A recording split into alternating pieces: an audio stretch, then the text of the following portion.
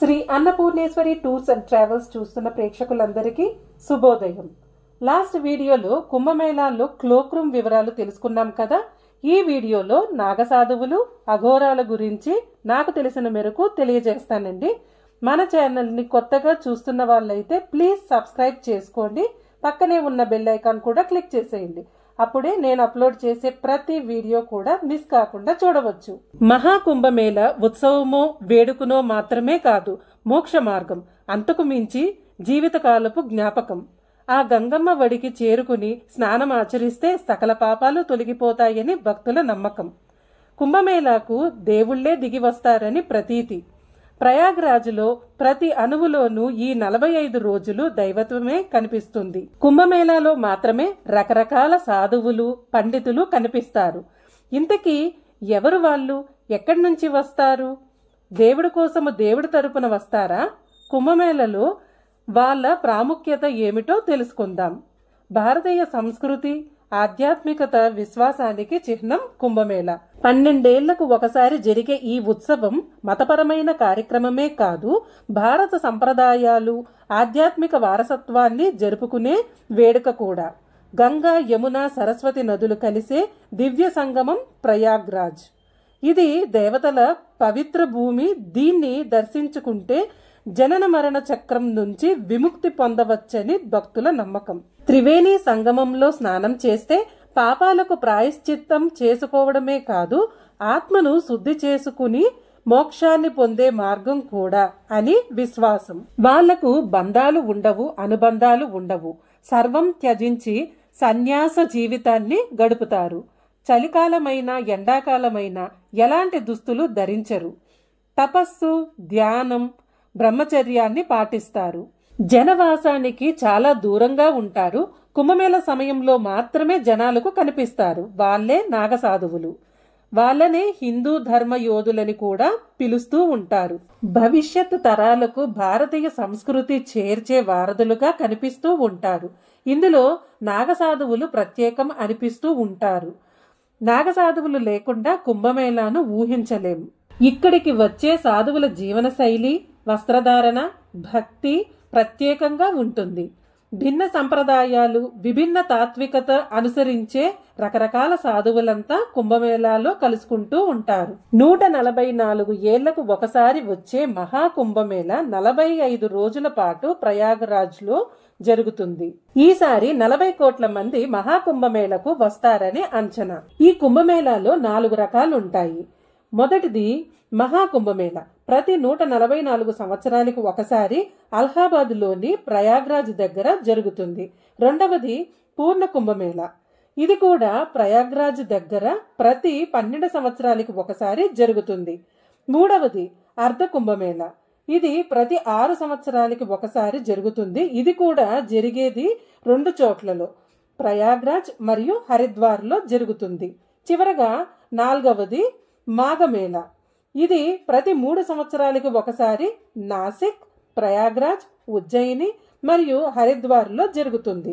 ఈ మహా కార్యక్రమంలో అందరి చూపు నాగసాధువులపైనే ఉంటుంది అంటే అతిశయోక్తి కాదు.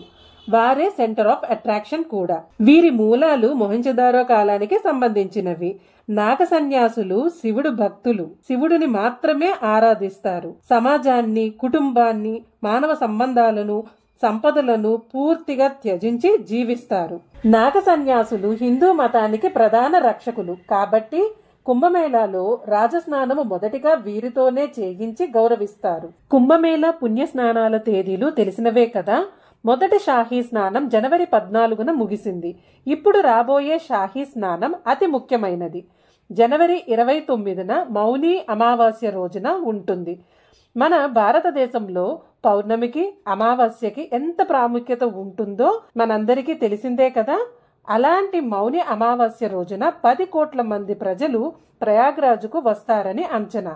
మౌని అమావాస్య రోజున నాగసాధువులు, అఘోరాలు, మహాపండితులు అందరూ తప్పక షాహీ స్నానం చేస్తారు.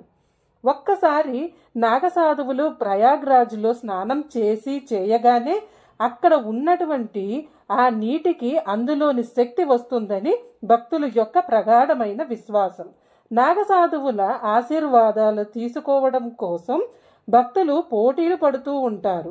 కొంతమంది నాగసాధువులను చూసి వీళ్ళు అఘోరాలు అని కూడా అనుకుంటూ ఉంటారు. నిజానికి అఘోరాలకు నాగసాధువులకు మధ్య చాలా తేడా ఉంది. నాగసాధువులను అఘోరీలు అనుకోవడం, అఘోరీలను చూసి నాగసాధువులు అనుకోవడం పరిపాటిగా మారింది. అయితే నాగసాధువులు తపోధనులు నగ్నంగా తిరుగుతూ లేదా ఒక చిన్న కౌపీనం కట్టుకుని కనిపించడం మనం చూడవచ్చు. ఎందరో మధ్యాసియా దేశాలకు చెందిన రాజులు, ఇతర మతాలకు చెందినటువంటి వాళ్ళు భారతదేశం మీద పడి దోచుకోవడం, ఆలయాలను ధ్వంసం చేయటం, అలాగే మన దగ్గర ఉన్న సంపదను ఎత్తుకుపోవడం, గ్రంథాలను ధ్వంసం చేయటం, మతాన్ని చిన్నచూపు చూస్తూ మన భారతదేశంలో అప్పటి వరకు ఉన్నటువంటి ధర్మాన్ని, ఆ ధర్మాన్ని కాలరాచే ప్రయత్నం చేయడము, మత మార్పిడులు చేయడము, ఇలా ఎన్నెన్నో జరుగుతూ ఉండేవి. వాటిని ఎదుర్కొని రకరకాల రూపాలలో భారతదేశంలో రకరకాల వ్యక్తులు కష్టపడ్డారు. అందుకే ఇప్పటికీ ఇంకా భారతదేశంలో భారతీయ సనాతన ధర్మం అనేది చెక్కు చెదరకుండా మిగిలి ఉంది. దాని వెనుక ఒక్కరు కాదు, చాలా చాలా పోరాటాలు చాలా రూపంలో జరిగాయి. అందులో ఒక రూపం నాగసాధువుల రూపంలో కూడా పోరాటం జరిగింది. కాశీలో విశ్వనాథ్ మందిర్ మీద దాడి జరగడానికి ఔరంగజేబు సైన్యాన్ని పంపించిన సమయంలో కూడా నాగసాధువులు ఎందరో పోరాటాలు చేశారు. మరెన్నో చోట్ల మధురాలో కానీ మరెన్నో చోట్ల ఆలయాలలో నీచులు ప్రవేశించకుండా నాగసాధువులు పోరాటాలు చేశారు. కేవలం 3000 మంది నాగసాధువులు దాదాపు 30,000 మంది ఆఫ్ఘన్ సైన్యాన్ని కేవలం కత్తులతో, త్రిశూలాలతో ఓడించారు. అది కూడా అలా ఇలా కాదు, అటాక్ చేసిన వాళ్ళు మళ్ళీ ఆ వైపు కన్నెత్తి చూడడానికి కూడా భయపడేలా జరిగింది ఆ యుద్ధం. ఆయుధాలను ఉపయోగించడంలో కూడా వీళ్ళు దిట్ట. అందుకే వీరిని హిందూ ధర్మానికి కమాండర్లుగా అభివర్ణిస్తూ ఉంటారు. వీరి ప్రాముఖ్యత వేదకాలం నుంచి మహాకుంభమేళ వరకు కొనసాగుతూ వస్తోంది. కుంభమేళ జరిగే సమయంలో తప్ప ఎప్పుడూ కనిపించరు. వీళ్ళు హిమాలయాల్లో ఉంటారు. కుంభమేళ సమయంలో ప్రయాగ్రాజుకు వస్తారు. హిమాలయాల నుంచి ఎన్నో వేల కిలోమీటర్ల దూరం ప్రయాణించి కుంభమేళలో పవిత్ర స్నానాలు చేస్తారు. ఇలా చేయటం వల్ల పుణ్యజలాలకు మరింత పవిత్రత వస్తుందని హిందూవాదుల విశ్వాసం. ఇక కుంభమేళ ముగిసిన తర్వాత నాగ సన్యాసులు అడవిల్లోకి వెళ్లిపోతారు. కొంతకాలం సమాజం నుంచి దూరంగా తపస్సు చేసుకుంటూ అక్కడే గడుపుతారు. అక్కడ గుహల్లో లేదా నదుల పక్కన నివసిస్తారు. ఆ తరువాత హిమాలయాల బాట పడతారు. ఇక నాగ సన్యాసులు సాత్విక ఆహారం మాత్రమే తీసుకుంటారు. నిరంతరం వీళ్ళు దైవ ధ్యానంలో, భగవన్నామస్మరణలో గడుపుతూ ఉంటారు. కాబట్టి వీరు వచ్చి కుంభమేళ సమయంలో మొదటిగా ఆ పుణ్యనది జలాలలో స్నానం చేయగానే మరింత పుణ్యాన్ని, అంటే వీళ్ళ యొక్క భగవన్నామస్మరణకు చెందినటువంటి ఆ శక్తి ఏదైతే ఉత్పత్తి అవుతుందో అదంతా కూడా ఆ నది జలాలకు వస్తుందని, ఆ నీళ్లలో భక్తులు స్నానం చేస్తే వాళ్లకు మంచి జరుగుతుందని నమ్మకం మన భారతదేశంలో అనాదిగా ఉంది. ఇక కొత్త నాగ సాధువులకు దీక్ష ఇచ్చే కార్యక్రమం సాధారణంగా కుంభమేళలో జరుగుతుంది. ప్రయాగలో దీక్ష తీసుకునే నాగసాధువులను రాజరాజేశ్వర నాగసాధువు అని పిలుస్తారు. రాజరాజేశ్వరుడు అని పిలుస్తారు. ఉజ్జయినిలో దీక్ష తీసుకునే వాళ్లను కుని నాగసాధువు అని పిలుస్తారు. హరిద్వార్లో దీక్ష తీసుకునే నాగసాధువులను బర్పాని నాగసాధువు అని పిలుస్తారు. నాసిక్ లో దీక్ష తీసుకునే వాళ్లను కిచాడియా నాగసాధువు అని పిలుస్తారు. ఇక వీళ్ళ యొక్క చేష్టలు కూడా మనం గమనిస్తే చిత్ర విచిత్రంగా ఉంటాయి. త్రిశూలాలు ధరించి ఖడ్గాలు పట్టుకుని బీరంగం వేస్తున్నట్టుగా మనకు కనిపిస్తారు. కర్రసాము చేస్తూ ఉంటారు. హుక్కా పీలుస్తారు. చిలుం పీలుస్తూ ఉంటారు. పొగాకు, అలాగే గంజాయి ఇటువంటివి కూడా వీళ్ళు పీలుస్తూ ఉంటారు. విభూతి అంటే సర్వ సంపదలే విభూతి.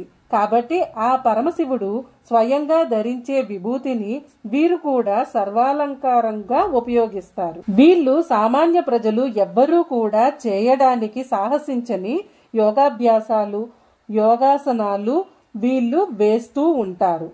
ఒకప్పటి కాలం నుంచి కూడా మనం గమనిస్తే నాగసాధువులలో శైవులు కనిపిస్తారు, వైష్ణవులు కనిపిస్తారు. కానీ మనం క్రమక్రమంగా చూస్తే అత్యధికంగా శైవ నాగసాధువుల సంఖ్యనే మనకు విపరీతంగా కనిపిస్తుంది.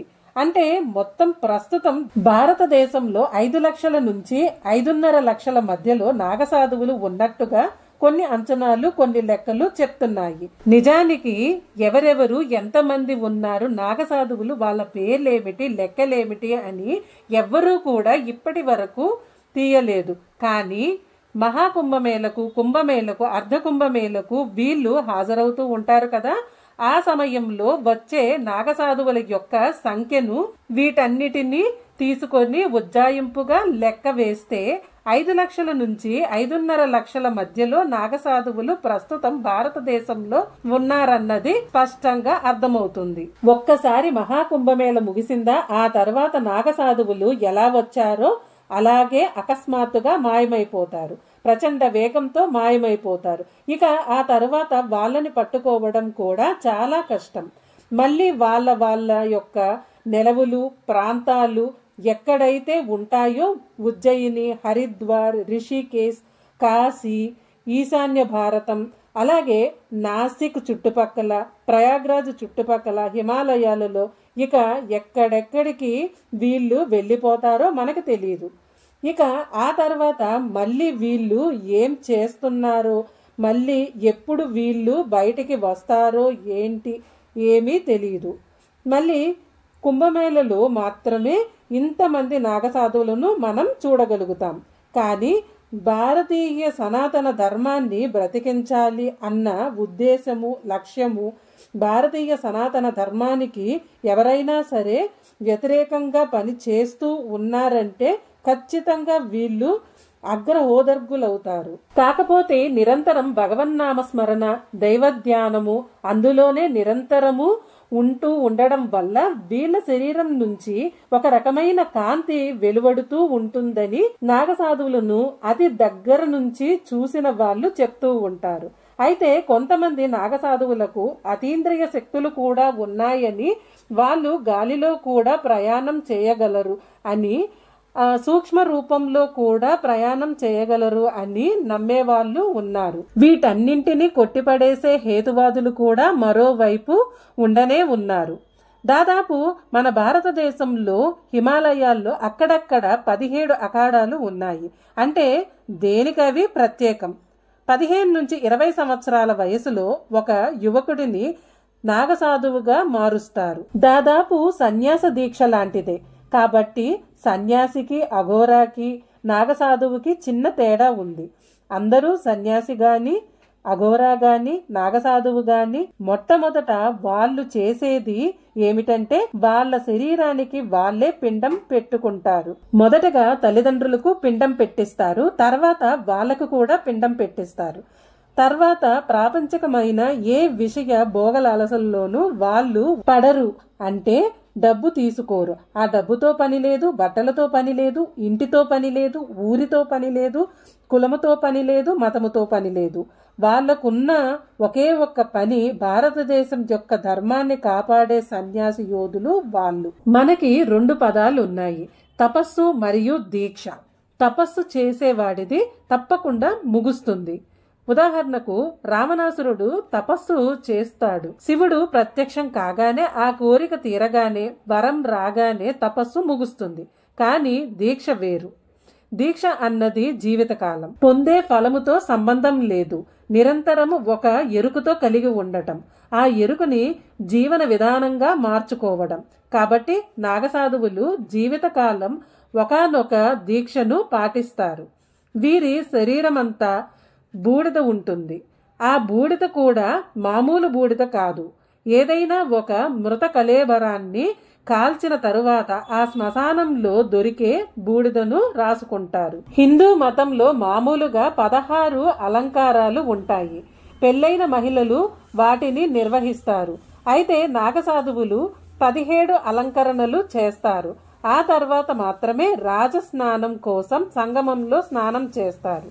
విభూతి నడుముకు, గంధపు చెక్క పాదాలకు వెండి లేదా ఇనప గాజులు, పంచకేష్ అంటే ఎజడ వేసిన జుట్టును 5 సార్లు మెలితిప్పి తల చుట్టూ చుట్టడం, రోలీ పేస్ట్, ఉంగరం, పూలదండ, చేతుల్లో డమరుకం, కమండలం, తిలకం, కాజల్, చేతిలో బ్రాస్లెట్, విభూతి పేస్ట్, మెడలో రుద్రాక్ష, ఇవి నాగసాధువుల అలంకరణలు. కుంభమేళ తర్వాత తిరిగి అడవులు కొండలకు చేరుకుంటారు. ఆ అడవులు కొండల్లో వీళ్ళు ఎక్కడుంటారో ఎవరికీ తెలియదు.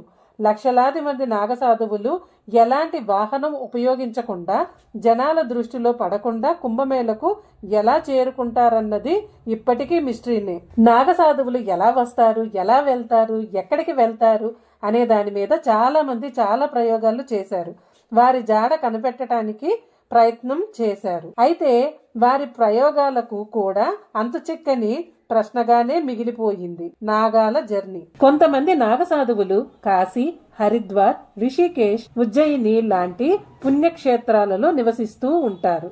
కొందరు నాగసాధువులు భారతదేశం అంతటా ఆధ్యాత్మిక పర్యటనలు చేస్తారు. బయట అరుదుగా కనిపించే మహిళా నాగసాధువులు కుంభమేళలో దర్శనమిస్తారు. నాగసాధువుల్లానే హిందూ ధర్మంలో మహిళా నాగసాధువులు ఉంటారు. నాగసాధ్వి కావడానికి కఠోర తపస్సు చేయాలి. బతికి ఉండగానే తమ పిండదానం చేసుకుంటారు, శిరోముండనం చేయించుకుంటారు. అన్ని పరీక్షలు అయ్యాకే వారు మహిళా నాగసాధువులు అవుతారు. కుంభమేళా లాంటి అరుదైన సందర్భాల్లోనే వీళ్ళు కనిపిస్తూ ఉంటారు. సామాన్యులకు దూరంగా దట్టమైన అడవుల్లో, కొండల్లో, గుహల్లో ఉంటూ ఉంటారు. మహిళా నాగసాధువులను నాగసాధ్వి అంటారు. నాగసాధ్వి వస్త్రాలు ధరిస్తారు. అయితే అవి కుట్టని కాషాయ రంగులో ఉంటాయి. వారు శరీరంలోని కొంత భాగానికి చుట్టుకుంటారంతే. నుదుటన తిలకాన్ని ధరిస్తారు. శరీర భాగాలకు భస్మం పూసుకుంటారు. హిందూ ధర్మంలో మహిళా నాగసాధువులకు మంచి గౌరవం ఇస్తారు. వారిని మాత అని పిలుస్తారు. భిన్న సాంప్రదాయాలు, విభిన్న తాత్వికత అనుసరించే రకరకాల సాధువులంతా కుంభమేళలో కలుసుకుంటూ ఉంటారు. అందులో మొదటివారు నాగసాధువులు. వీళ్ళు చాలా కీలకం. నగ్నంగా ఒంటి నిండా విభూతి పూసుకుని కనిపిస్తారు. వీళ్ళంతా ప్రాపంచిక ప్రలోభాల నుంచి పూర్తిగా విముక్తి పొంది శివుడు ఆరాధనలో నిమగ్నమై ఉంటారు. పవిత్ర భక్తికి ఉదాహరణగా నిలుస్తారు. నాగసాధువులు స్నానం చేసిన తర్వాతే కుంభమేళ ఉత్సవం మొదలవుతుంది. కుంభమేళలో కనిపించే ప్రతి ఊరేగింపులో వీళ్ళు కీలకంగా వ్యవహరిస్తూ ఉంటారు. రెండవది శ్రీ పంచదశనం జునా అఖారా సాధువులు. కుంభమేళలో వీళ్ళు కీలక పాత్ర పోషిస్తారు. ఆది శంకరాచార్యులు ప్రారంభించిన దశనామి సాంప్రదాయాన్ని అనుసరిస్తూ కుంభమేళాలో నిర్వహించే ఆధ్యాత్మిక ప్రసంగాల్లో చురుగ్గా పాల్గొంటారు. భారతీయ సంప్రదాయాలను వివరిస్తారు. మూడవది శ్రీ నిర్వాణి అఖారా సాధువులు. వీరు వైదిక సాంప్రదాయాల్లో ఉన్న నియమాలను పాటిస్తూ ఉంటారు. త్యాగానికి ప్రతిరూపం వీళ్ళు. పూజా విధానాల్లో పాల్గొంటూ భక్తులకు బోధనలు చేస్తూ ఉంటారు. నాలుగోది ఉదాసీన్ సాధువులు. కాషాయ రంగు దుస్తుల్లో కనిపించే వీళ్ళు గురునానక్ బోధనలను అనుసరిస్తారు. ఆధ్యాత్మిక బోధనలు చేయడంతో పాటు మతపరమైన భక్తి కార్యక్రమాల్లో పాల్గొంటూ కుంభమేళాలో కనిపిస్తారు. ఐదవది పరమహంస సాధువులు. త్రివేణి సంగమ తీరాన ధ్యానంలో ఉంటారు. వీరికి అతీంద్రియ శక్తులు ఉంటాయని భక్తులు నమ్ముతారు. ఆరోది అతి భయంకర అఘోరీ సాధువులు. ఒళ్ళు గగ్గురు పుడిచేలా వీరి ఆహార్యం ఉంటుంది. దహన సంస్కార స్థలాల్లో ఎక్కువగా కనిపించే అఘోరాలు కుంభమేళ జరిగినన్ని రోజులు త్రివేణి సంగమంలోనే సంచరిస్తారు. వీళ్ళు చూపించే భక్తి విధానమే విచిత్రంగా ఉంటుంది. ఏడవది బైరాగి సాధువులు. జీవితంలో అన్ని త్యాగం చేసి భగవన్నామస్మరణలో ఉంటారు వీళ్ళంతా. కుంభమేళాకు ఖచ్చితంగా హాజరై ఆధ్యాత్మిక కార్యక్రమాల్లో పాల్గొంటారు. కుంభమేళ ఆచారాల్లో పాల్గొనడంతో పాటు ఆధ్యాత్మిక బోధనలు చేస్తూ ఉంటారు. వైరాగ్యంలో ఉన్న గొప్పతనాన్ని భక్తులకు వివరిస్తూ ఉంటారు. ఎనిమిదవది కల్పివాసీలు. కుంభమేళ జరిగే ప్రాంతాల్లో తీవ్రమైన తపస్సు చేస్తూ ఉంటారు. తొమ్మిదవది శబరి సాధువులు. భక్తికి మారు పేరు వీళ్ళంతా. సాధారణంగా మారుమూల గ్రామాల్లో ఉండే శబరి సాధువులు కుంభమేళాను తప్పనిసరిగా దర్శిస్తారు. భక్తి భావాలను ప్రచారం చేస్తూ ఉంటారు. 10వది సంత్ మఠ్ సాధువులు. సంత్ మఠ్ అనుచరులు పూజా విధానాన్ని, భక్తిలో ఉన్న గొప్పతనాన్ని వివరిస్తూ సరళమైన జీవన విధానం వివరిస్తూ ఉంటారు. ఇలా కుంభమేళ అనేది పవిత్రతకు సాక్ష్యమే కాదు, ఈ సాధువుల ద్వారా భారతీయ సంస్కృతి సంప్రదాయానికి ప్రతీకగా నిలుస్తుంది. ఇంతకీ ఎవరి నాగసాధువులు? వీళ్ళు అఘోరాలు ఒకటేనా? ఖచ్చితంగా కాదనే చెప్పాలి. నాగసాధువులు అఘోరాలకి మధ్య చాలా తేడా ఉంది. నాగసాధువులు ఎప్పటి నుంచి ఉన్నారో ఎవరికీ తెలియదు. దత్తాత్రేయుడు వీళ్లను సృష్టించాడంటారు. ఆ దేవుడు వీళ్ళకి గురువు. ఆయన ఉన్నప్పటి నుంచి వీళ్ళు కూడా ఉన్నారని చెప్తారు. వీళ్ళు నివసించే ప్రదేశాన్ని అకారాస్ అని అంటారు, లేదా అఖాడా అని కూడా అనొచ్చు. అకారాస్ అంటే ఒక గురుకులం లాంటిది, అంటే మఠం. ఇక్కడే కొత్త వాళ్లకు ట్రైనింగ్ ఇస్తారు. ఇలా ట్రైన్ అయ్యాక చాలా మంది హిమాలయాలకు వెళ్ళిపోతారు. కొంతమంది ఇక్కడే ఉండి తర్వాత తరాలకి ఆ విద్యను నేర్పిస్తూ ఉంటారు. అందుకే మీరు నాగసాధువుల్ని బయట చూడలేరు. వాళ్ళు కేవలం కుంభమేళా సమయంలోనే జనసంచారంలోకి వస్తారు. అలా వచ్చి పవిత్ర నదుల్లో స్నానం చేసి మళ్ళీ వాళ్ళ అఖారాస్కి లేదా హిమాలయాస్కు వెళ్ళిపోతారు. సరే, ఇక్కడ నాగసాధువుగా ఎలా మారతారో చూద్దాం. నాగసాధువులు అవ్వటం చాలా కష్టం. దాదాపు 12 సంవత్సరాలు కఠినమైన జీవిత పరీక్షలను గడిపితేనే వీరు ఒక నాగసాధువు అవ్వగలరు, లేదంటే లేదు. చాలా మంది బట్టలు విప్పుకుని తిరిగి మేము నాగసాధువులమని చెప్పుకుంటూ తిరుగుతారు. అలాంటి వారిని అస్సలు నమ్మకండి. నాగసాధువులు మానవ సంబంధాలను పెట్టుకోరు. కేవలం శివుడి గురించి మాత్రమే ధ్యానం చేయటం వాళ్ళ జీవిత లక్ష్యంగా పెట్టుకుంటారు. అదీ కాకుండా వాళ్ళు ఒంటరిగా బయటికి రారు. ఒకవేళ వాళ్ళు వచ్చారంటే దాని అర్థం ఏదో దైవ కార్యం కోసం వచ్చారని. నాగసాధువుగా మారాలంటే 4 స్టేజెస్ దాటాలి. మొదటిగా బ్రహ్మచర్య స్టేజ్. సాధారణంగా నాగసాధువుగా అవ్వాలనుకున్న ప్రతి ఒక్కరిని అఖారాలోకి రానివ్వరు. నాగసాధువుల నెట్వర్క్ చాలా పెద్దది.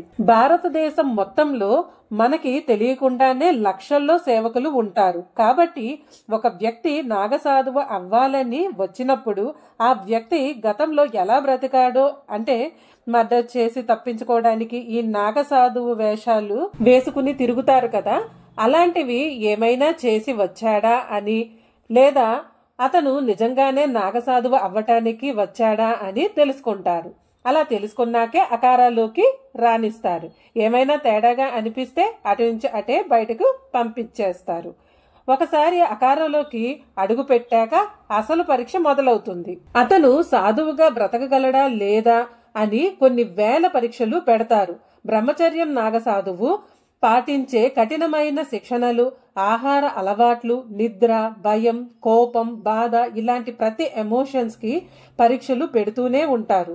ఇందులో అర్హత సంపాదించడానికి కనీసం 1 సంవత్సరం నుంచి 2 సంవత్సరాలు పడుతుంది. ఒకవేళ ఆ సమయంలోపు అర్హత సంపాదించలేకపోతే, అతని పట్టుదల బాగా ఉంటే ఇంకొక అవకాశం ఇచ్చి ఎలా బ్రతకాలి, అలా ఎందుకు బ్రతకాలి అని మోటివేట్ చేస్తారు. లేదంటే అక్కడి నుంచి వెనక్కి పంపించేస్తారు. కేవలం ఈ స్టేజ్ని దాటడానికే 2 సంవత్సరాల నుంచి 10 సంవత్సరాలు పడుతుంది. ఒకసారి ఆ స్టేజ్ అయిపోయాక అతనికి దీక్ష లభిస్తుంది. ఆ తర్వాత స్టేజ్ వెళ్ళడానికి అనుమతి లభిస్తుంది, మహాపురుష్ అవ్వటానికి. నాగసాధువు అవ్వటానికి 2వ స్టేజ్ ఇది. మొదటి స్టేజ్ దాటిన వాళ్ళని నాగాస్ అని పిలుస్తారు. సాధువు అనేది చివరి స్టేజ్ని పూర్తి చేశాక లభిస్తుంది. 2వ స్టేజ్లో నాగాకి 5 గురువులు ఉంటారు. ఆ గురువులు మరెవరో కాదు, శివుడు, విష్ణుమూర్తి, మహాశక్తి, సూర్యభగవానుడు, గణపతి. ఒక్కొక్క దేవుడి దగ్గర నుంచి ఒక్కొక్క విద్యను నేర్చుకుంటుంటారు. శివుడి దగ్గర నుంచి చావును చూసి ఎందుకు భయపడకూడదో నేర్చుకుంటారు. మహావిష్ణువు దగ్గర నుంచి మోహాన్ని ఎలా జయించాలో నేర్చుకుంటారు. శక్తి దగ్గర నుంచి ధర్మాన్ని ఎలా కాపాడాలో నేర్చుకుంటారు. సూర్యుడి దగ్గర నుంచి నిష్ఠగా ఎలా ఉండాలో నేర్చుకుంటారు. గణేశుడి దగ్గర నుంచి సకల విద్యలను, అంటే చదువు, యుద్ధ విద్యలు, ఇలా అన్ని రకాల విద్యలను నేర్చుకుంటారు. కొంతమంది ప్రకారం హిమాలయాలలో ఉండే నాగసాధువులకి దాదాపు ప్రపంచంలోని అన్ని భాషలు వచ్చు అంటారు. కానీ నిజమెంత అబద్ధమెంత ఎవ్వరికీ తెలియదు. ఎందుకంటే నాగసాధువులు జనాలతో మాట్లాడేదే చాలా తక్కువ. ఈ స్టేజ్లో ఉన్న వాళ్ళకి కాషాయ రంగు, ఒంటికి పూసుకోవడానికి భస్మం, రుద్రాక్షమాలలు, ఇంకా చాలా రకాల వస్తువులు ఇస్తారు. ఈ స్టేజ్లోనే ఒక మనిషి నుంచి సాధువుగా మారడానికి మొదటి మెట్టు వేస్తారు. ఒకసారి ఇవన్నీ నేర్చుకున్న తర్వాతి స్టేజ్ మొదలవుతుంది. నాగసాధువుగా మారడంలో చాలా ముఖ్యమైన స్టేజ్. చాలా మంది ఈ స్టేజ్లోనే విఫలమవుతుంటారు. అవధూత్ స్టేజ్. ఈ స్టేజిలో ఒక్కొక్క మనిషి తనకున్న అవయవాలని, ఆలోచనలని కంట్రోల్లో ఎలా పెట్టుకోవాలని నేర్చుకుంటారు. ప్రతి మనిషికి కామం, క్రోధం, భయం, దుఃఖం ఇలాంటివి చాలా బేసిక్ ఎమోషన్స్ ఉంటాయి. ఈ స్టేజ్ దాటేసరికి అవేవి ఉండకూడదు. నాగసాధువుకి ఒక చెడ్డ వ్యక్తిని చంపేటప్పుడు అతని మీద కోపంతో చంపరు. కేవలం ధర్మాన్ని కాపాడడానికి మాత్రమే వాళ్ళు అలా చేస్తారు. ఎందుకంటే కోపం అనే భాగోద్వేగం కూడా వాళ్ళకి ఉండదు. ఉంటే వాళ్ళు నాగసాధువులు కారు. అంటే ఈ స్టేజ్ చివరిలో ఎమోషన్స్ దాటి వచ్చాక ధర్మకాండ్, దాన్నే పిండదాన్ అంటే తెలుగులో పిండం పెట్టడం. కాబట్టి ఈ స్టేజ్లన్నీ దాటి వచ్చాక తనకి తానే పిండం పెట్టుకోవాలి. దానికి అర్థం అప్పటి నుంచే అతనికి బాహ్య ప్రపంచంలో తనకి కుటుంబం లేదని నమ్మడం, ఇంకా తనకి పునర్జన్మ ఇచ్చినట్టు నమ్మడం. 3 స్టేజీలను పూర్తి చేశాక చివరి స్టేజ్. దీనికోసం అతను పూర్తిగా శారీరకంగా, మానసికంగా చాలా బలంగా ఉండాలి. అప్పుడే అతను నాగసాధువుగా మారతాడు. ఈ స్టేజీలో ఏమవుతుందంటే అకారాస్లో ఒక కాషాయ రంగు జెండా ఉంటుంది. నాగాస్ దాని కింద దాదాపు 24 గంటలు నుంచోవాలి. అంతేకాకుండా ఆ 24 గంటలు అతని చేతుల్లో 2 నీళ్ల కుండలను పెడతారు. భుజాల మీద పెద్ద బరువైన దండం వేస్తారు. ఇలా ఇవన్నీ మోస్తూ కదలకుండా దాదాపు 24 గంటలు నుంచోవాలి. అతను కదిలాడా లేదా అనేది అక్కడున్న ప్రతి సాధువు చూస్తూ ఉంటారు. దాదాపు ఒక 12 గంటలు గడిచాక అసలు పరీక్ష మొదలవుతుంది. అక్కడున్న సాధువులు పెద్దగా మంత్రాలు చదవటం మొదలు పెడతారు. అదే సమయంలో అక్కడికి ఒక గురువు వచ్చి ఆ నాగా యొక్క పెన్నీస్ మీద కర్రతో మెల్లగా కొట్టడం మొదలు పెడతారు. అలా మంత్రాల సహాయంతో 12 గంటలు దాని మీద కొట్టాక ఇది నిష్క్రయమవుతుంది. నాగసాధువుకి ఇది ఒక అవయవం కూడా కాదు. ఇదంతా నాగసాధువుని ఒక యోధుడుగా మారుస్తుంది. దాని ద్వారా తనకి సంతాన ధర్మాన్ని కాపాడగల శక్తి వస్తుందని నమ్ముతారు. ఈ స్టేజ్ అయిపోవడంతో అతను పూర్తిగా నాగసాధువు అయిపోతాడు. నాగసాధువుగా మారాక వాళ్ళకేమీ స్వేచ్ఛ ఉండదు. అప్పటి నుంచి అకారాలో గాని లేదా హిమాలయాల్లో గాని ఉండాలి. అక్కడి నుంచి వాళ్ళు ధర్మాన్ని కాపాడుతూ ఉండాలి. అంతేకాకుండా వాళ్ళు రోజుకు కేవలం ఒకేసారి తినటానికి వీలుంటుంది. భిక్షాటన చేస్తూ కేవలం వాళ్ళు మొదట 7 ఇళ్ల దగ్గర చేసిన భిక్షాటనలో ఎంత ఆహారం వస్తుందో అంతే తినాలి. అంతకు మించి తినకూడదు. అంతేగాని వాళ్ళకి ఆకలి వేస్తుందని 8వ ఇంటికి వెళ్లరు. ఒకసారి సాయంత్రం తిన్నాక వాళ్ళు పడుకుంటారు. వీళ్ళు ఉదయాన్నే బ్రహ్మముహూర్తంలో నిద్రలేస్తారు. అంటే దాదాపు 4 గంటలకు నిద్రలేసి స్నానం చేస్తారు. తర్వాత కొంతసేపు యోగా చేసి ఆ తర్వాత పూజ చేస్తారు. ఆ తర్వాత మాత్రమే వాళ్ళు రోజువారీ పనులు మొదలు పెడతారు. అంటే శిక్షణ ఇవ్వటం లేదా ఇంకేమైనా.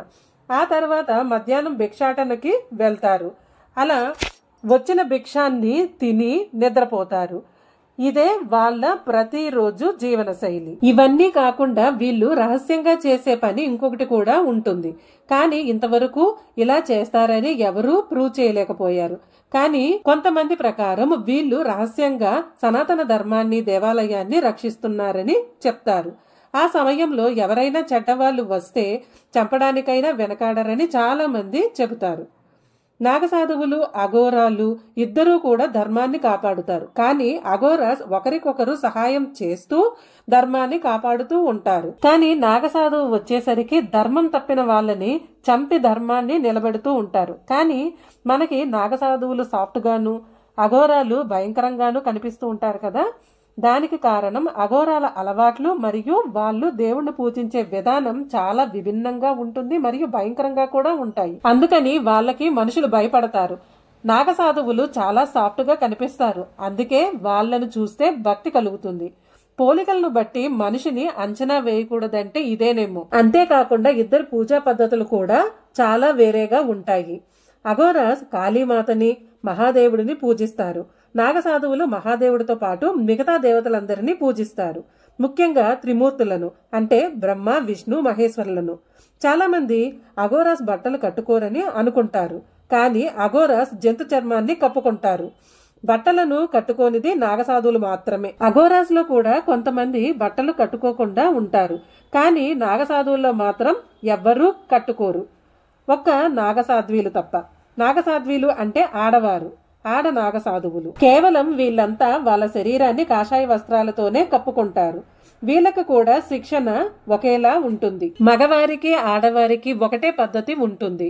అఘోరాలు మాంసాహారులు, నాగసాధువులు శాకాహారులు. కాశీలో హరిశ్చంద్ర ఘాట్లో గాని దశస్వమేధ ఘాట్ నుంచి కాస్త మనం ముందుకు వెళ్తే మణికర్ణిక ఘాట్, అక్కడ శవాలు తగలబడుతూ ఉంటారు. ఆ శవాలలో నుంచి కొంత భాగాన్ని తీసుకుని వీళ్ళు తాంత్రిక అభ్యాసాలలో భాగంగా దాన్ని కూడా వీళ్ళు తింటూ ఉంటారు. ఒక్కొక్కసారి ఆకలిని తట్టుకోవడం కోసం తమ శరీరానికి ఎంత సహనం ఉందో పరీక్షిస్తూ ఉంటారు.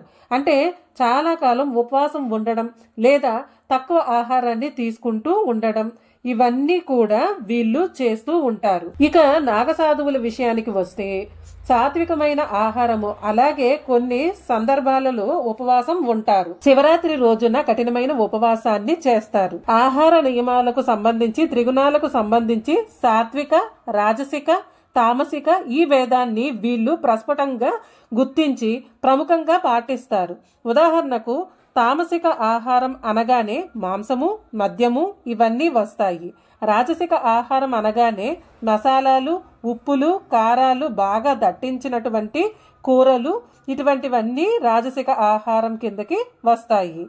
ఇటువంటి ఆహారాలను వీళ్ళు దూరంగా ఉంచుతారు. తామసిక ఆహారాన్ని గాని రాజసిక ఆహారాన్ని గాని నాగసాధువులు స్వీకరించరు. పూర్తి సాత్వికమైన ఆహారాన్ని నాగసాధువులు స్వీకరిస్తారు. ఆహార విధానంలో కూడా వీళ్ళు సన్యాసము, త్యాగము, సాత్వికత ఇవన్నీ కనిపిస్తూ ఉంటాయి. నాగసాధువులు సాత్విక ఆహారాన్ని బాగా శుభ్రపరిచి తీసుకుంటారు. ఇక జీవన విధానం విషయానికి వస్తే అఘోరాలకు నాగసాధువులకు మధ్య హస్తమ సకాంతర తేడా ఉంటుంది. అఘోరాలు సాధారణంగా సమాజానికి దూరంగా ఉంటూ ఒంటరిగా జీవిస్తూ తమ ఆధ్యాత్మిక సాధనలను కొనసాగించడం కోసం ప్రత్యేకమైన ప్రదేశాలను ఎంపిక చేసుకుంటారు. అంటే అఘోరాలు ఎక్కువగా శ్మశానాలలో నివసిస్తూ ఉంటారు. శ్మశానాలలో తాంత్రిక సాధనలను, ధ్యానాన్ని, మళ్ళీ తపస్సును కొనసాగిస్తూ ఉంటారు. అలాగే అఘోరాలు జనం తక్కువగా ఉండే గుహలు, అరణ్యాలు, పర్వత ప్రాంతాల్లో జీవిస్తారు. ఎందుకంటే ఆ ప్రదేశాలలో శాంతి, నిశ్శబ్దము, ఆధ్యాత్మిక అభ్యాసానికి అనుకూలంగా ఉంటాయి. వీరు ఎక్కువగా కనిపించే ప్రాంతాలు కాశీ, హరిద్వార్, ఉత్తరాఖండ్ ఇటువంటి పవిత్రమైన ప్రాంతాల్లో అఘోరాలు జీవిస్తారు. అదే నాగసాధువుల విషయానికి వస్తే నాగసాధువులు ఆశ్రమాల్లో నివసిస్తారు. కుంభమేళా లాంటి ధార్మిక సభల్లో పాల్గొంటారు. 95% నాగసాధువులు గుంపులు గుంపులుగా అఖాడాలలో నివసిస్తూ ఉంటారు. అదే అఘోరాలు 95% ఒంటరిగా జీవిస్తూ ఉంటారు. ఆది శంకరాచార్యుల వారి చేత దశనామి సంప్రదాయం స్థాపించబడింది అని మనకు చాలా గ్రంథాలలో కనిపిస్తుంది. కానీ అంతకు ముందు నుంచే నాగసాధువులు ఉన్నారు అన్నది కూడా మరొక చర్చ ఉంది. అయితే దశనామి సాంప్రదాయం చాలా కీలకమైనది. హిందూ సన్యాస సాంప్రదాయాల్లో ఇది తాంత్రికాన్ని అనుసరించదు. ఈ దశనామి సాంప్రదాయంలో వివిధ సన్యాసులు ఉంటారు. వాళ్ళు ఏదో ఒక అంశానికి చెందిన వాళ్ళుగా ఉంటారు.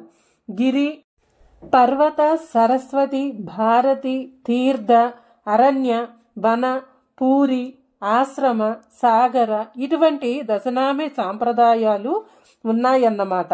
అలాగే ఆది శంకరాచార్యుల వారు భారతదేశంలో ప్రధానంగా స్థాపించినటువంటి 4 మఠాలు ఉత్తర భారతదేశంలో బద్రీనాథ్, పశ్చిమ భారతదేశంలో పూరి, తూర్పు భారతదేశంలో ద్వారక, దక్షిణ భారతదేశంలో శృంగేరి. ఈ 4 మఠాలు కూడా దశనామి సాంప్రదాయాన్ని ప్రోత్సహించే కేంద్రాలుగా మనకు స్పష్టంగా కనిపిస్తాయి. నేను తెలుసుకున్న ఇన్ఫర్మేషన్ మీతో షేర్ చేసుకున్నానండి. మీకు నచ్చిందనుకుంటున్నాను. చివరి వరకు వీడియోని చూసినందుకు ధన్యవాదములు. సర్వే జన సుఖినో భవంతు.